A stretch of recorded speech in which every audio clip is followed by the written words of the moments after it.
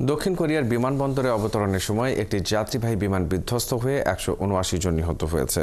দেশটির বার্তা সংস্থা ইয়নহপে জানিয়েছে, বিমানটিতে ১৮১ জন আরোহী ছিলেন। এদের মধ্যে মাত্র ২ জনকে জীবিত উদ্ধার করা সম্ভব হয়। বাকি সবাইকে এরই মধ্যে নিহত ঘোষণা করেছে উদ্ধারকারীরা। দুর্ঘটনার কারণ এখনো জানা যায়নি, তবে ব্ল্যাক বক্স উদ্ধারের চেষ্টা চলছে। আরও জানাচ্ছেন সৃষ্টি ঘটক।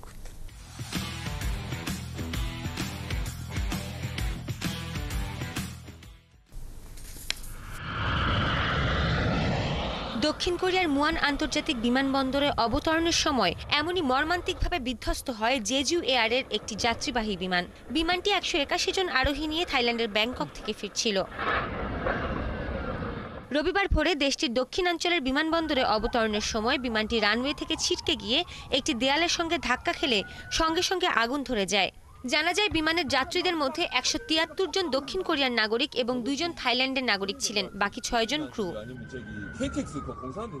দেশটির ফায়ার সার্ভিস জানিয়েছে, মাত্র ২ জন আরোহীকে জীবিত উদ্ধার করা সম্ভব হয়েছে সেখান থেকে। বাকি সবাইকে এরই মধ্যে নিহত ঘোষণা করেছে জরুরি সহায়তাকারী দলের সদস্যরা। দক্ষিণ কোরিয়ার ফায়ার এজেন্সি জানিয়েছে, দুর্ঘটনাস্থলে ৮০ জন দমকল কর্মী এবং ৩০টির বেশি দমকল গাড়ি মোতায়েন করা হয়েছে।